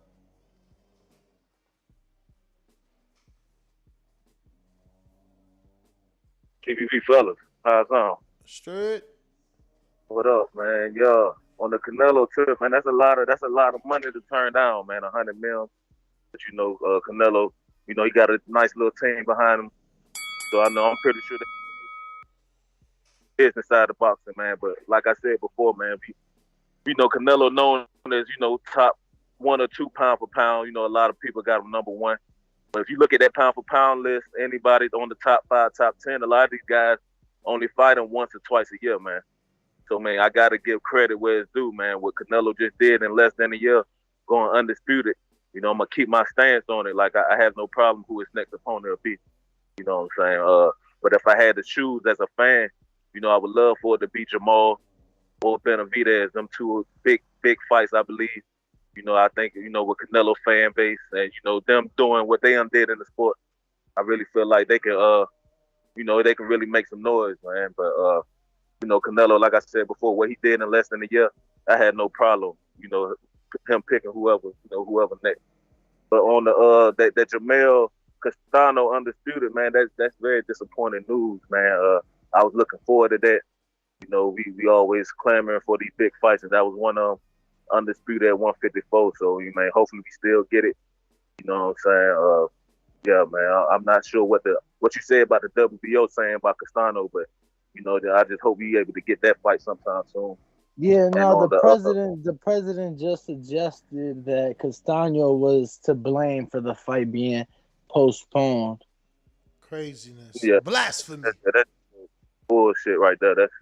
I feel like if a man got y'all belt, y'all need to be backing him. You know what I'm saying? Getting behind him, however way y'all can. But that's some bullshit right there. You know what I'm saying? I'm not sure what to say about that situation, man. But hopefully we just get that fight for undisputed. But yeah, and the Shakur Oscar Valdez fight, man, that's a big one at 130. You know what I'm saying? A unification bout. I'm looking forward to that one, man. I think Shakur, after his last fight, his biggest win, I do expect him to put on another good performance. But Valdez, he probably gonna come his best. He probably ever done look. Probably gonna give Shakur a good fight, but I do expect Shakur to pull it out. Being the man he is in the sport, man, the fundamental. I think he's gonna give us a dominant performance in that fight as well, man. But it was one more thing I wanted to talk about. What was the other topic? I'm trying to figure out. It was one more thing I wanted to hit on. Oh, that Kell Brook. I wanted to see how I think Brook gonna pull it out, man. I definitely think Brook gonna pull it out, but both of them guys are injury prone. But we seen Khan quit before. Brook all his losses are come to dudes on top of the game, future Hall of Famers, Triple G, Errol Spence and Bud Crawford. So I do think yeah, man. So that's really all I got to say, man. That's my call. All right. Well, that looks like we got AMG in Oklahoma. What up? Hey, what's up, Ness? What's up, Danny? Chilling. What's good, brother? Yeah, I'm not disappointed. I did want the Charlo fight. Honestly, just being selfish, wanting it to be in Texas so I could go. That's the real reason why I wanted it. But Bivol, I think, is the hardest fight out of the 4. I also think it's the least commercial fight out of the 4. And I don't want the Golovkin fight just because I don't think we need it. But that's probably the one that sells the most. So whatever. He did turn down $100 million, but he's got to be getting at least 90 something for this one. Like, I think they're pretty much on par as far as the money goes. So whatever. I'm looking forward to the fight, though. I'll definitely be watching it. The original Matchroom / DAZN deal was for 85, with room up to 100. But given that now the news has been made public as far as Canelo turning down that $100 million from PBC, I'm sure he'll be getting close to if not at least that $100 million from Matchroom. So Yeah, they gotta be matching 100. He ain't walking away for nothing. Yeah, I agree. Well, all right. Let me see here who's next. Looking like we got Roman in LA.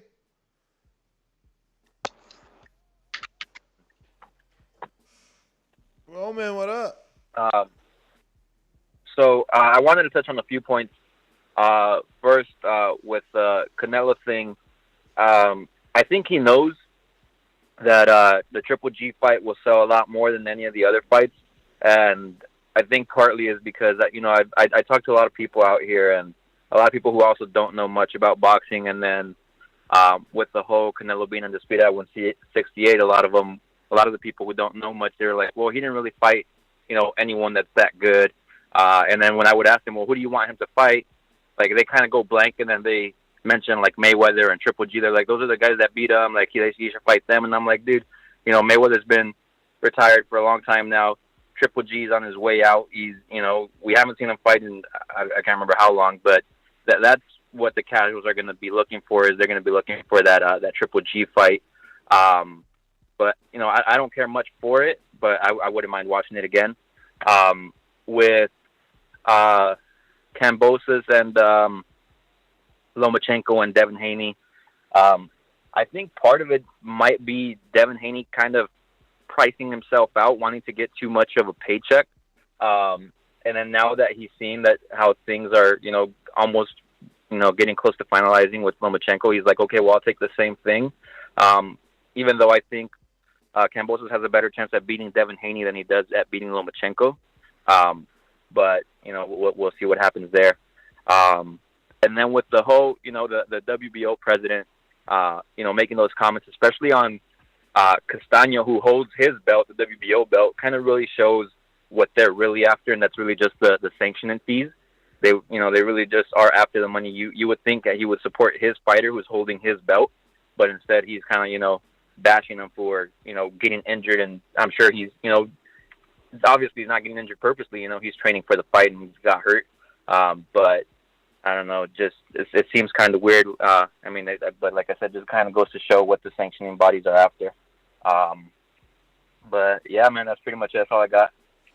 All right, brother. Thank you for calling in. We're going to keep these phone lines moving here. King Born, I know we went to you. Let me know if you are available. In the meantime, we got Kyle in Kansas City. Hey, Hey, Ness, can you hear me? Perfect. All right. So I got a thing on the Kambosos and Loma situation with Devin Haney. So my whole situation that scares me with the new contract is that there's a rematch clause. I don't know if it's because I don't know how to digest a rematch clause, like first off bat contracts, like how we usually hear, because we'll usually hear a fight, there ain't no rematch clause, whatever. So that scares me because it's like, let's say Loma wins, okay, Kambosos hangs on by a thread to the top, right? But I want Devin. I'm a Devin Haney fan, just like everybody fucking else.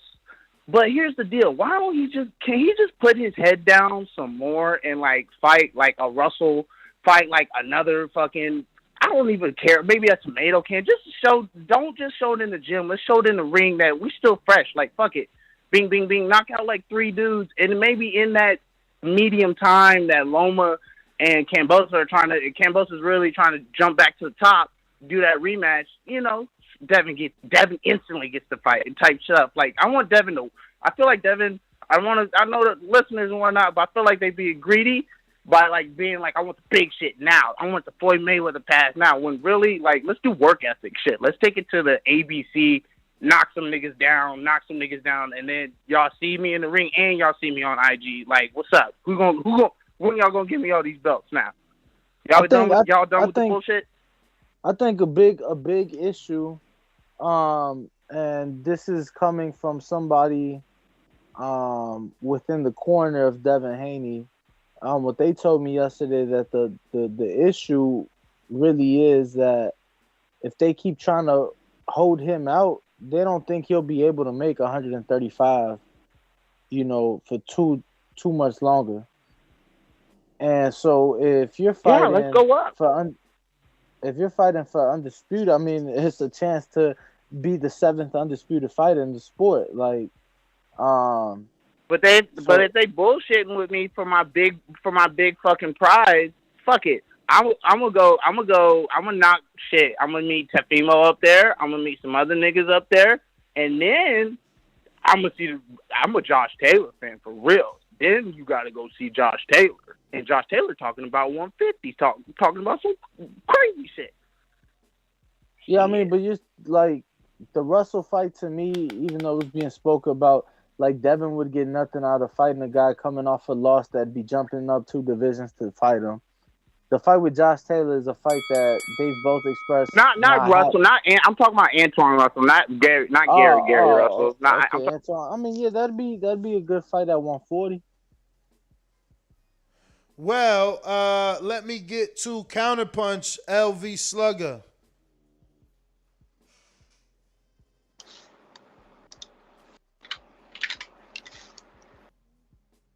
LV.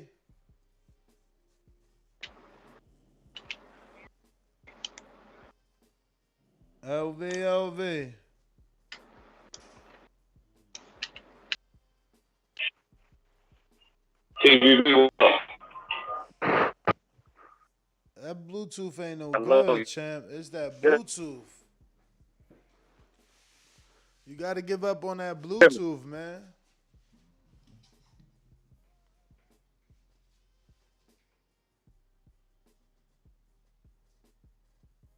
James Benitez counterpunch in the meantime.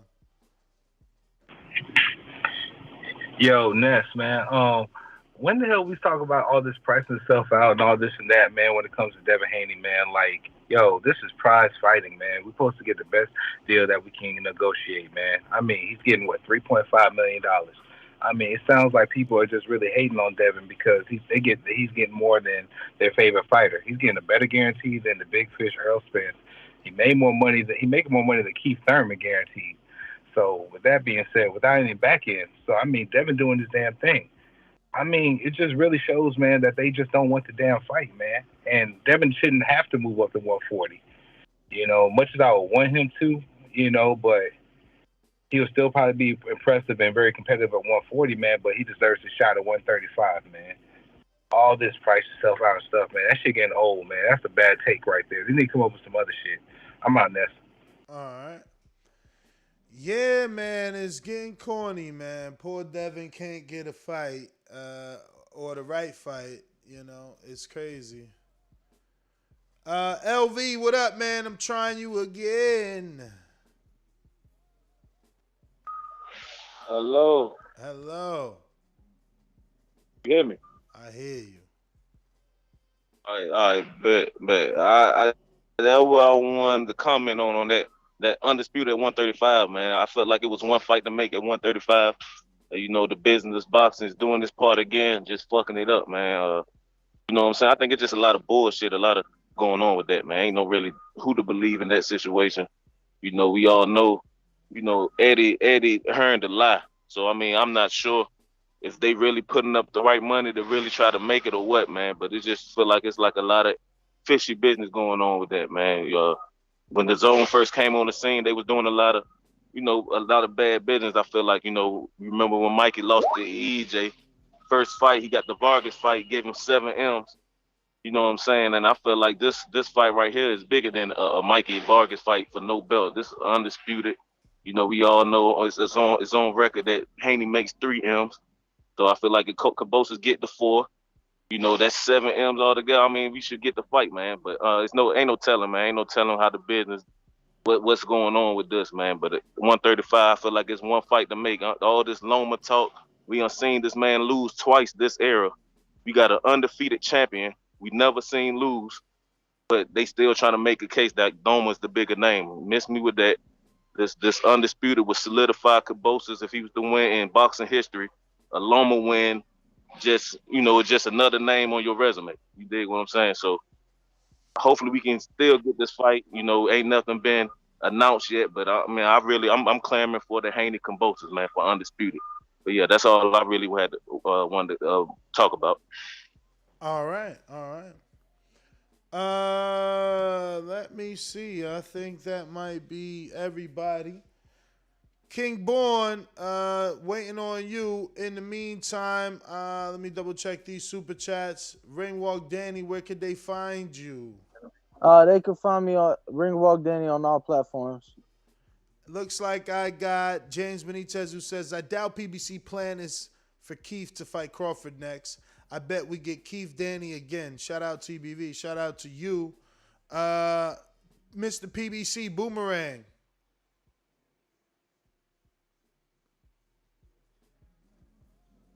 Yeah, hello? Yes, sir. Yeah, man, I keep on hearing about this money stuff, but nobody's talking about who's the A side. Who's the A side, Ness? In what? In the Gambosa's fight. I guess Cambosos, because he got the belts. So would Gambosa's get more money, or would Devin Haney get more money? It's hard to say because Devin gets a promoter's split. He gets a fighter purse and a promoter purse. Who usually gets more money, the A side? Yeah, well, I don't know. I mean, Canelo took less money in the Cotto fight. Yes or no? He got 3 belts. I mean, is all subjective. Yeah, shout out to Bill Haney, man. He got you trained. But yeah, man, that's my call, man. All right. Shout out Bill, man. You hating on Bill, bro. Why? Looks like we got James Benitez with another counterpunch.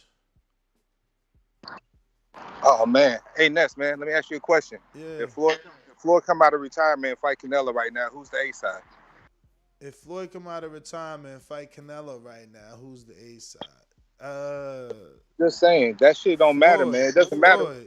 Exactly. It doesn't matter who has the more belts and all this other shit right now. It matters. It pretty much matters about stardom, man. Kambosos is not a star. You know what I'm saying? So just because he got the belts, he won one big fight. Devin been defending his belt. Devin been doing this thing. He's the A side, period. And besides, he's making money that damn Kambosos had never seen. So Kambosos can't all of a sudden. So Kambosos pay grade went up from what? 400,000, 500,000 now to 4 million. That's fucking ridiculous in negotiations. I don't get it, man. This whole boxing bullshit, man. Yo, Ness, I'm about to go ahead and go to bed, man. I'm out, man. You have a good one. All right. that caller just tickled me. All right. Well, that is everybody. Ness GTO, Instagram and Twitter. I'm back at it 9 a.m. in the morning, 6 a.m. West Coast. We're back at it. Oh, you gonna wake up? Yeah. 6 a.m. West Coast. We back. Peace. All right,